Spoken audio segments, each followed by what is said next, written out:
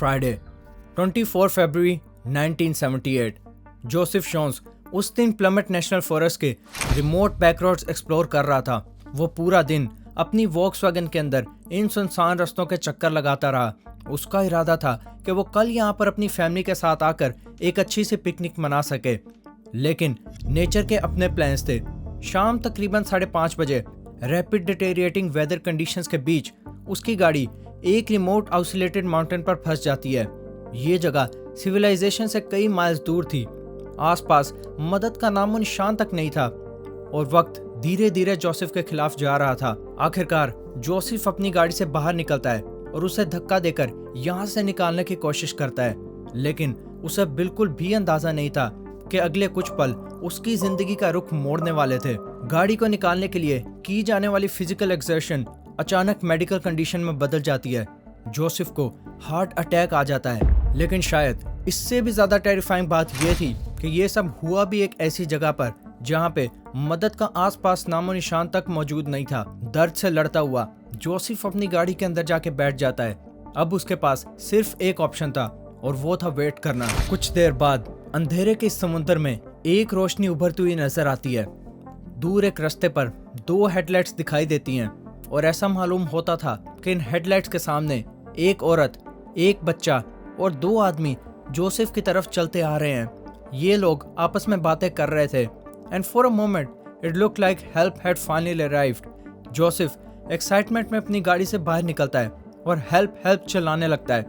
उसके अंदर अब एक उम्मीद की लहर दौड़ रही थी। उसे लग रहा था कि अब वो फाइनली रेस्क्यू कर लिया जाएगा, लेकिन आगे जो होता है वो इस वाक़े को और भी ज्यादा अनसेटलिंग बना देता है। जैसे ही जोसेफ की आवाज इस अंधेरे में गूंजती है, जो हेडलाइट्स उसे दिखाई दे रही थी वो अचानक गायब हो जाती हैं और जो आवाजें उसे सुनाई दे रही थी वो भी कंप्लीटली खामोश हो जाती हैं। अब पीछे अंधेरा बच चुका था और एक ऐसी साइलेंस जो उसके अंदर दौड़ती उम्मीद की लहर को आहिस्ता आहिस्ता खत्म करती जा रही थी। कुछ घंटों बाद जब जोसेफ की गाड़ी अभी भी चल रही थी, उसे दूर अंधेरे में दोबारा एक फ्लैशलाइट नजर आती है। वो अपनी गाड़ी से बाहर निकलता है और हेल्प हेल्प चिल्लाने लगता है, लेकिन इस बार भी जो लाइट उसे दिखाई दे रही थी वो बंद हो जाती है और जोसेफ की कोई मदद करने नहीं आता।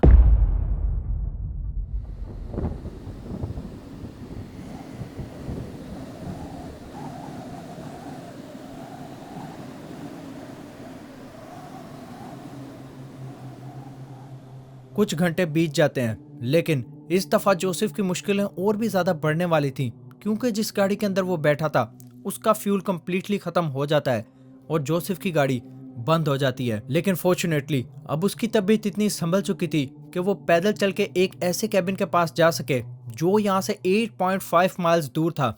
लेकिन उसे पता था कि अगर वो इस कैबिन पे जिंदा पहुंच जाता है तो उसकी मदद हो सकती थी। अपने अंदर बची हुई हिम्मत जुटा के जोसेफ आहिस्ता आहिस्ता कैबिन की तरफ चलने लगता है। रास्ते में उसे एक 1965 की मर्क्यूरी मोंटेगो दिखती है। स्ट्रेंज बात यह थी कि इस गाड़ी के अंदर कोई भी मौजूद नहीं था और आसपास भी जोसेफ को कोई दिखाई नहीं दे रहा था, लेकिन उसे ये बात इतनी ज़्यादा स्ट्रेंज नहीं लगती। आखिरकार पिछले कुछ घंटों में वो यहाँ पर किसी की मौजूदगी महसूस कर चुका था, तो बिना इस चीज़ पर ज़्यादा ध्यान दिए वो इस कैबिन की तरफ बढ़ने लगता है। ये लंबा और थका देने वाला सफ़र अगले दिन की सुबह तक चलता है, लेकिन जोसेफ फाइनली इस कैबिन के अंदर पहुंच जाता है, जहाँ पर उसे मेडिकल ट्रीटमेंट भी दी जाती है और हेल्प भी उसकी गाड़ी को निकालने के लिए। लेकिन जोसेफ को इस बात का बिल्कुल भी अंदाजा नहीं था कि अपने सफर के दौरान वो एक ऐसी गाड़ी के पास से गुजरा था जो आगे चल के हिस्ट्री के सबसे बिजार अनसॉल्व्ड मिस्ट्रीज में से एक बनने वाली थी। 24 फरवरी 1978 यही वो दिन था कि जिस दिन 5 दोस्तों की जिंदगी एक ऐसे राज से टकराती हैं जिसका जवाब आज तक किसी के पास भी नहीं है।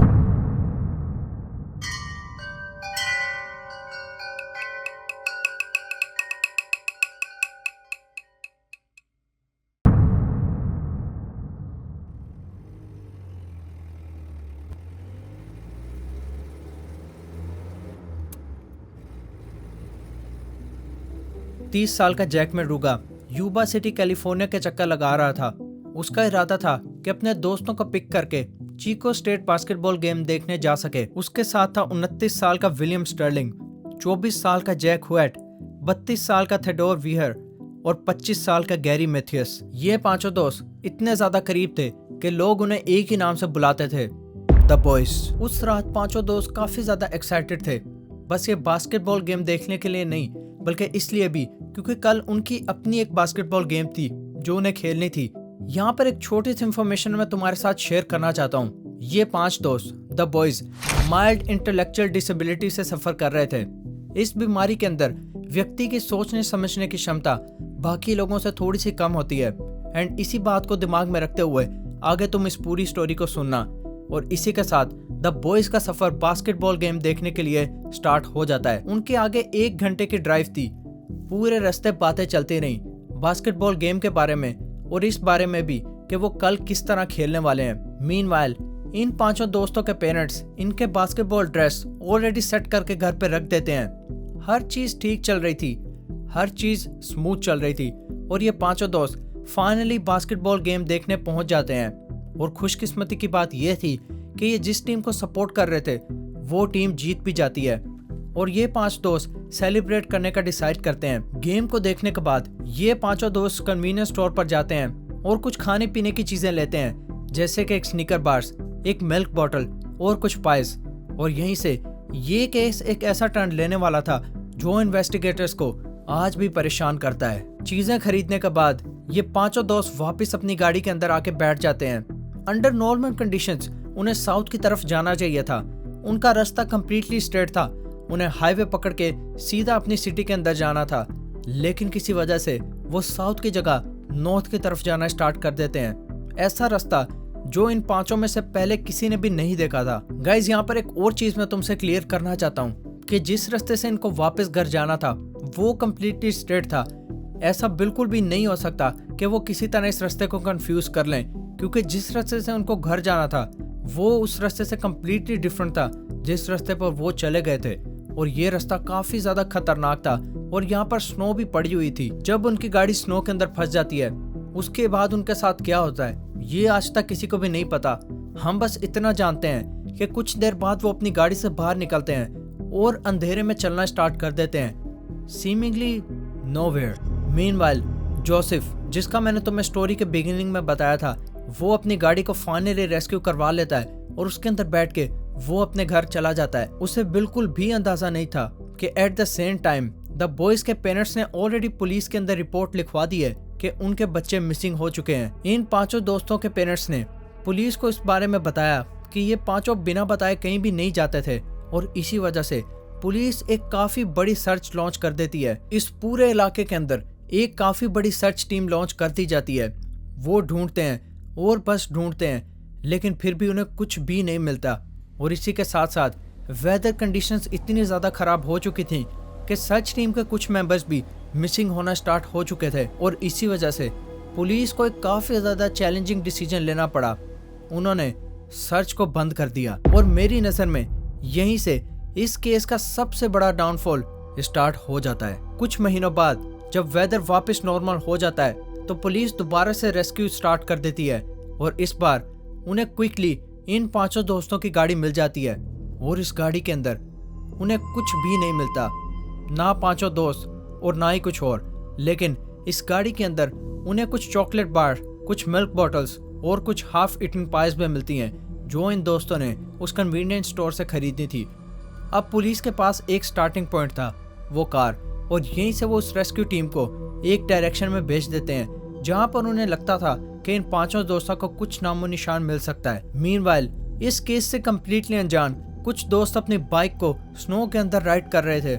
वो अचानक एक कैबिन के पास पहुंचते हैं और उन्हें इस कैबिन के अंदर कुछ गड़बड़ नजर आती है, तो वो डिसाइड करते हैं कि इसके अंदर जाके वो इन्वेस्टिगेट करेंगे।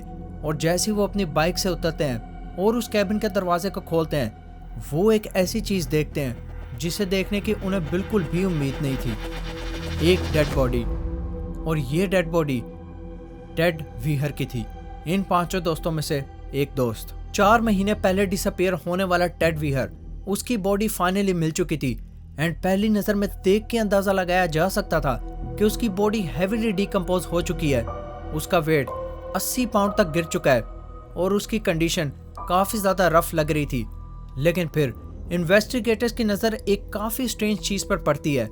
टेड की बियर्ड वो काफ़ी ज़्यादा ग्रो कर चुकी थी, लेकिन अकॉर्डिंग टू टेड्स पेरेंट, जब वो बास्केटबॉल गेम देखने के लिए निकला था तो उसकी बियर्ड काफ़ी ज़्यादा छोटी थी और ये चीज़ इस तरफ इशारा कर रही थी कि टेड एटलीस्ट 2 महीने तक जिंदा था और ये बात काफ़ी ज़्यादा स्ट्रेंज थी।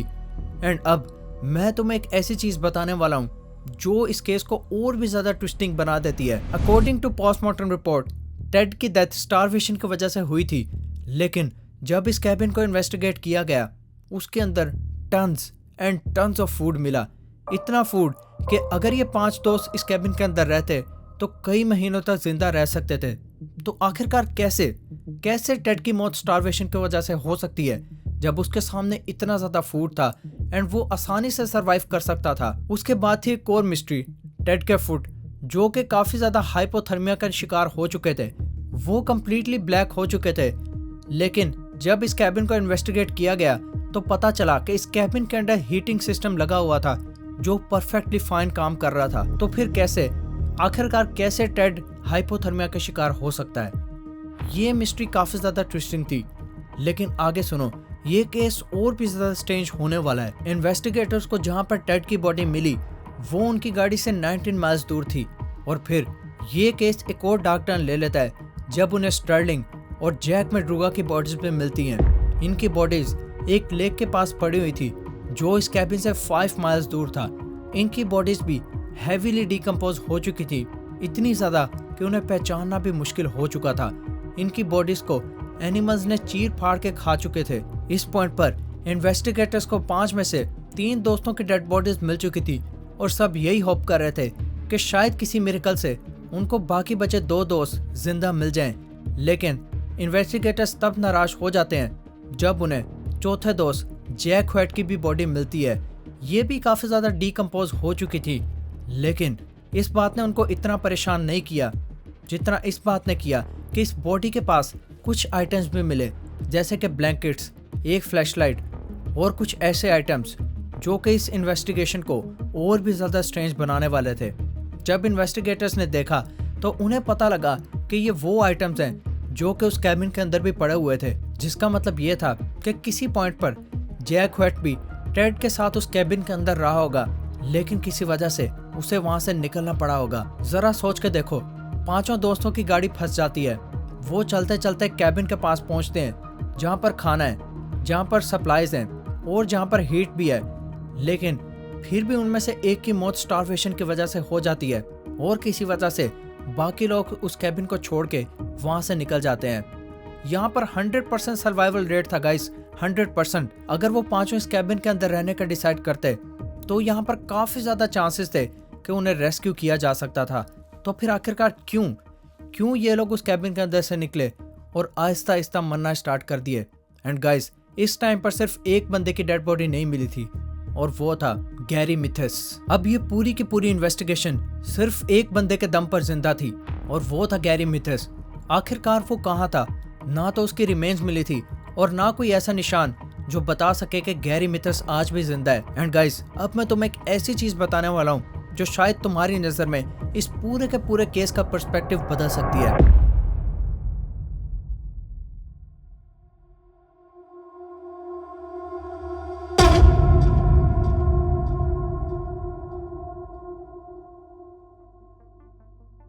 चलो गैरी की लाइफ पे थोड़ा सा फोकस करते हैं। इस पूरे के पूरे ग्रुप के अंदर गैरी अकेला एक ऐसा मेंबर था जिसको कोई भी मेंटल इलनेस नहीं थी, लेकिन वो एक स्किज़ोफ्रेनिया नाम की बीमारी से जूझ रहा था।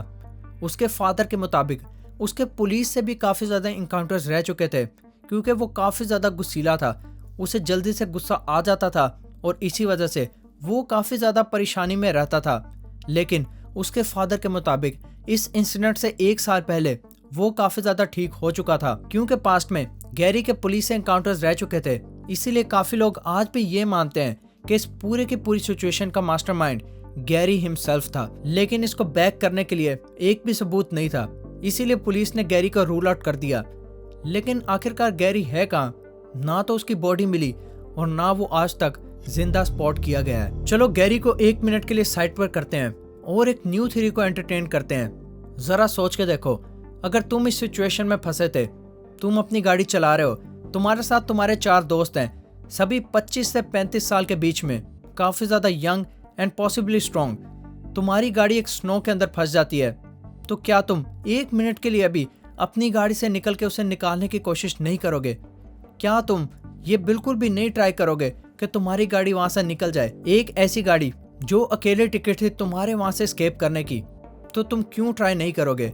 एंड गाइज, यही थ्योरी मुझे काफी ज्यादा परेशान करती है कि आखिरकार इन दोस्तों ने ट्राई क्यों नहीं किया अपनी गाड़ी को स्नो के अंदर से निकालने के लिए। लेकिन ये भी काफी ज्यादा पॉसिबल है कि वो गाड़ी इतनी बुरी तरह फंस चुकी हो कि इन 5 दोस्तों के कोशिश करने के बाद भी उनसे वो गाड़ी ना निकली हो। लेकिन हम कभी भी नहीं जान पाएंगे। चलो इस थ्योरी को भी क्रॉस आउट करते हैं और एक ऐसी थ्योरी की तरफ देखते हैं जो इन्वेस्टिगेटर्स को सबसे ज्यादा पसंद थी, जोसेफ शॉन्स की थ्योरी। अकॉर्डिंग टू जोसेफ शॉन्स, उसने उस रात एक बच्चा, एक औरत और 2 आदमियों के सिलुएट्स देखे थे, लेकिन बाद में वो अपनी स्टेटमेंट को चेंज करके ये कह देता है कि उसने 4 आदमियों को देखा था इंस्टेड ऑफ एक बच्चा, एक औरत और 2 आदमी। एंड गाइस, ये भी काफी ज्यादा पॉसिबल है कि जोसेफ उस रात काफी ज्यादा टेंशन के अंदर था एंड उसने काफी ज्यादा चीजें हेलुसिनेट भी कर ली हों। लेकिन जोसेफ ने उस रात आवाजें भी सुनी थी। एंड सोच के देखो, अगर तुम एक ऐसी जगह पर फंसे हो जहां पर तुम्हें खुद हेल्प की जरूरत है और तुम्हें किसी की आवाज सुनाई दे, हेल्प हेल्प, तो क्या तुम हेल्प करने नहीं जाओगे? आई थिंक तुम जाओगे। लेकिन जोसेफ की थ्योरी 100% एक्यूरेट नहीं है। वो काफी दफा अपनी स्टेटमेंट्स चेंज कर चुका है। कभी वो कहता था कि उसने किसी बच्चे की आवाज सुनी है, तो कभी कुछ और। इसीलिए जोसेफ की थ्योरी को डेफिनेट नहीं मान सकते और इसीलिए हम इस थ्योरी को भी क्रॉस आउट करते हैं। और अब मैं अपनी पर्सनल थ्योरी तुम्हें बताता हूँ जो कि मुझे लगता है इस केस के साथ सबसे ज्यादा अलाइन करती है। गाइस, जरा सोच के देखो, ये 5 दोस्त जब उस रात बास्केटबॉल गेम देखने गए थे तो ये काफी ज्यादा एक्साइटेड थे एंड उसके बाद उनकी टीम ये गेम विन भी कर जाती है, तो शायद इस खुशी में उन्होंने थोड़ी बहुत ड्रिंकिंग कर ली होगी।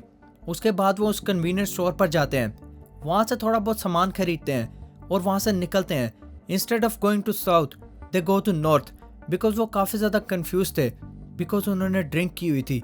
एंड वो उस नॉर्थ वाले रास्ते पर चलते हैं जब तक उनकी गाड़ी फंस नहीं जाती, जिसके बाद वो उस गाड़ी से निकलते हैं और कैबिन की तरफ चलना स्टार्ट कर देते हैं। वो कैबिन में सेफली पहुंच भी जाते हैं जहां पर वो 2 महीने के लिए जिंदा रहते हैं। एंड रिमेंबर, जो इन 5 दोस्तों को ढूंढने के लिए सर्च स्टार्ट की गई थी उसे जल्दी से स्टॉप कर दिया गया था क्योंकि वेदर कंडीशंस काफी ज्यादा खराब थी। और ये काफी हद तक पॉसिबल है कि जब इस सर्च को स्टॉप किया तब ये 5 दोस्त अभी भी कैबिन के अंदर जिंदा थे। वो वहां पर 2 महीने तक जिंदा रहते हैं, जिसके बाद किसी वजह से टेड की मौत हो जाती है और ये 4 दोस्त उसकी बॉडी के साथ नहीं रहना चाहते थे, इसीलिए उस कैबिन से निकलते हैं रेस्क्यू की तलाश करने के लिए। रास्ते में 2 लोगों की मौत हो जाती है, लेकिन 2 बाकी बचे दोस्त, गैरी और जैक, वो वापस चलने लग जाते हैं। लेकिन जैक काफी ज्यादा थक चुका था, इसीलिए उसकी भी मौत वहीं पर हो जाती है और अब सिर्फ गैरी जिंदा बचा था। अब सिर्फ गैरी बचा था जो चलता है और थोड़ी दूर जाके उसकी भी मौत हो जाती है एंड हमें उसकी डेड बॉडी आज तक मिली ही ना हो। आई डोंट नो गाइस, लेकिन मुझे लगता है कि यही थ्योरी सबसे ज्यादा क्लोज है इस पूरे के पूरे केस के। ये केस इतना ज्यादा पॉपुलर इसलिए हुआ क्योंकि इस केस के अंदर इतनी ज्यादा थ्योरीज हैं, लेकिन कोई भी डेफिनेट आंसर आज तक हमें नहीं मिला। इन 5 दोस्तों के साथ क्या हुआ कोई भी आज तक फॉर श्योर नहीं जानता एंड शायद हम कभी जान भी ना पाए, क्योंकि सबसे ज्यादा हॉन्टेड मिस्ट्रीज वो नहीं होती कि जिनका जवाब हम नहीं ढूंढ पाते, बल्कि शायद वो होती हैं जिनके जवाब कहीं ना कहीं मौजूद होते हैं लेकिन हम उन्हें कभी ढूंढ ही नहीं पाते। एंड गाइस, यहीं पे अपनी वीडियो को ख़त्म करते हैं। आप मुझे कमेंट में ज़रूर से बताना कि आपकी थ्योरी इस केस के बारे में क्या है एंड आप क्या सोचते हो कि इन 5 दोस्तों के साथ क्या हुआ। क्यों उन्होंने अपनी गाड़ी को वहाँ से निकालने की कोशिश नहीं की? क्यों कैबिन में इतना फूड होने के बावजूद भी टेड की मौत स्टारवेशन की वजह से हो गई? एंड बाकी दोस्त क्यों उस कैबिन को छोड़ कर चले गए? आज तक कोई भी नहीं जानता। आप अपनी थ्योरीज कमेंट में ज़रूर से बताना।